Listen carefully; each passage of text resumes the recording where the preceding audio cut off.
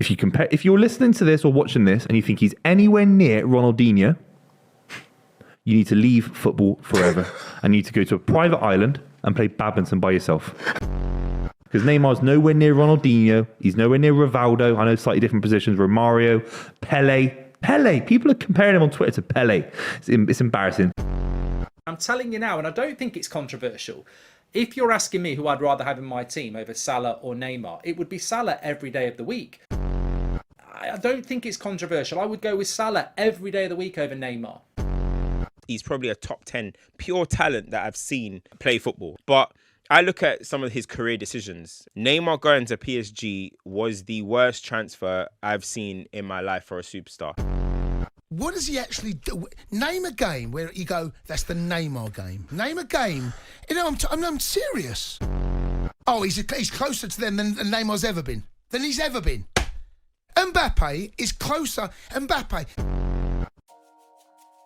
Now, despite arguably being the best player in the world after Lionel Messi and Cristiano Ronaldo respectively, being one of the best football talents in football history, being the face of Brazilian football for almost more than a decade, and also being in one of the greatest front threes of all time, being MSN, and managing to pocket 3 La Liga titles, 2 Spanish Cups, a Champions League, a Club World Cup, a Copa Libertadores, an Olympic medal, yes, that also matters, and many more. But after he moved to PSG, it's kind of become a thing of Neymar being underrated, in my opinion. His record transfer fee of 222 million euros to PSG was obviously met with justified amount of expectation. Will he finally eclipse Messi and be the best player in the world? And more importantly, win PSG their first ever Champions League? Now, obviously that didn't happen, and I will be the first person to admit that he didn't live up to the expectations. But I feel that people calling Neymar the worst transfer of all time and saying that he was a flop at PSG is kinda a stretch. Now, obviously I bring my reasons, but you're also gonna have to bring your support, bruh. Like, subscribe to the channel and like the video, and let's dive into this one. Sorry, Neymar. Now, before I become Neymar's advocate, I have to address the elephant in the room, okay? I know Neymar was far from innocent for his quote-unquote struggles at PSG. Now, there's this running joke on this show called Phineas and Ferb where in every episode they ask the question, Where's Perry? Where's Perry? Where's Perry? Where's Perry? Now I got one better than you, Phineas. Where's Neymar during March and April, bruh? Well, the answer would be that he's celebrating his sister's birthday while apparently being injured during that time. And the crazy thing about it is that there's actual proof, bruh. In 2018, he got a metatarsal injury, and to be fair, he missed the rest of the season, but it happened again in 2019 with the same injury at the same time period. And of course, the COVID break happened. And then again in 2021, he had adductor pain in the same time period again. And then again in 2023 with an ankle injury, missing the rest of the season.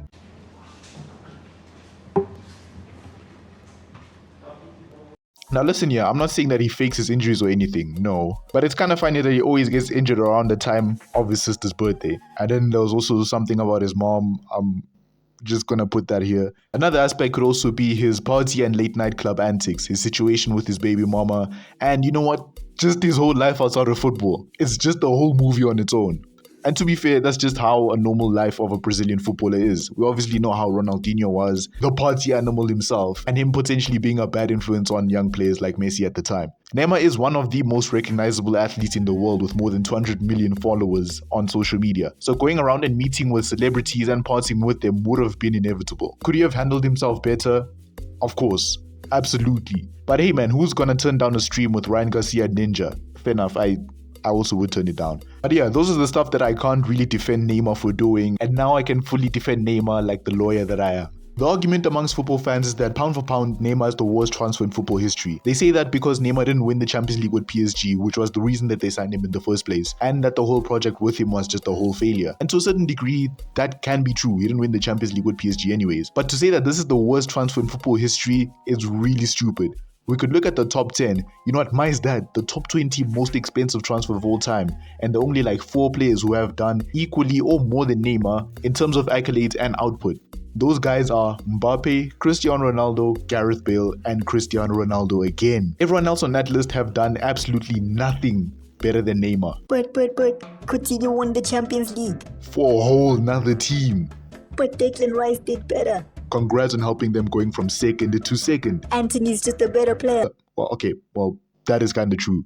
Actually, last season he had 38 games, 38 caps, and 38 appearances. But I'm sure you get my whole point on this whole thing. Sure, he was expensive, but nowhere near the worst transfer when we have Eden Hazard going to Madrid. Another tired argument is that Neymar has never performed on the biggest stage against the biggest teams. And this take just disgusts me so much, more than Daniel Lamanti. Neymar's first ever season at PSG was one of my favorite individual seasons ever, solely for the fact that he took over France and Europe while showing everyone that he can do it without Barcelona. He was at the forefront of his new front three MCN, losing 3 games for PSG in 2017 and getting 18 goals and 16 assists in the process. And in the time period, he also scored in all group games except for one in the Champions League before getting injured for the rest of the season. But I know what you're gonna say. But what about his big games? Well, I remember his performances against Liverpool in the 18-19 season with Mbappe, with Neymar getting a goal in the home game and an assist in the away game. Or how about when he dragged that PSG team to a Champions League final, performing in every knockout game, most notably being the Champions League final itself, going down as one of the best performances in the final ever. And a more personal one was against United at Old Trafford in the Champions League. I just remember him dragging McTominay and Fred by the balls all game, and even managing to score a brace. And when I tell you I've never seen a more unlikable player than Scott McTominay, man. He's just... Listen, man, the point here is that Neymar does actually perform in almost every game for PSG when he's available. He single-handedly took them to a first ever Champions League final and still apparently does not take over games, and it's just a stupid take that needs to be put away in the shadow realm forever. Okay, now moving on. Mbappe signed for PSG officially on a permanent transfer in 2018 for about 180 million euros.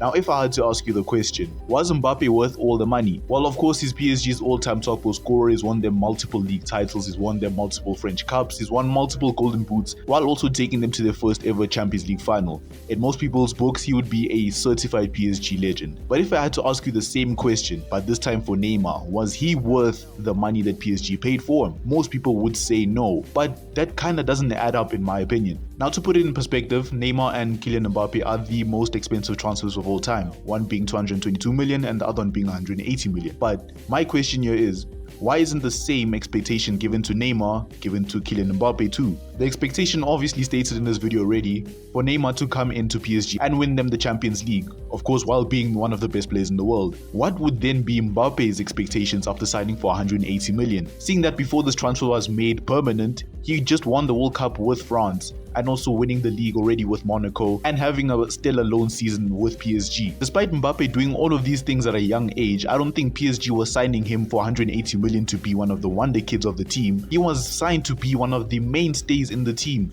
He's one of the best players in the world. So I don't understand why he wasn't held to the same expectations that Neymar was held to. Now, if we had to look at the stats from both men at PSG, Mbappe had 256 goals and 108 assists, while in contrast we had Neymar with 118 goals and 77 assists. But now the interesting thing is here that if we look at the games played, Neymar played 308 games compared to Neymar's 173 games. Now obviously both have incredible stats, but take into consideration that Neymar still managed to pull these amount of stats with so many injuries, sometimes not even being able to finish off his seasons. And for some reason these type of stats and type of performances are always overlooked for some reason. I don't know why.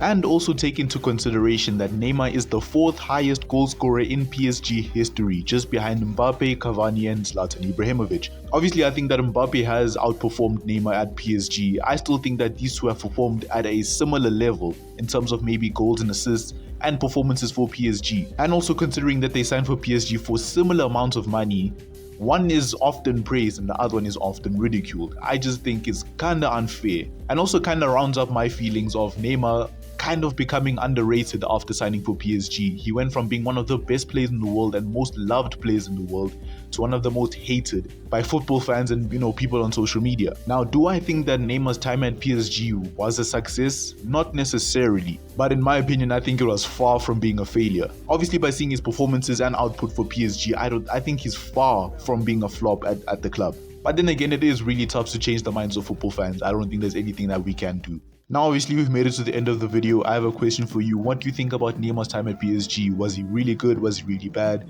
The comment section is always open down below. And if you did enjoy the video, please make sure to like it and subscribe to the channel if you're new around here. I promise you're going to enjoy this content. And for me, it's been 1010 Alpha. You'll see me on the next video. Peace out.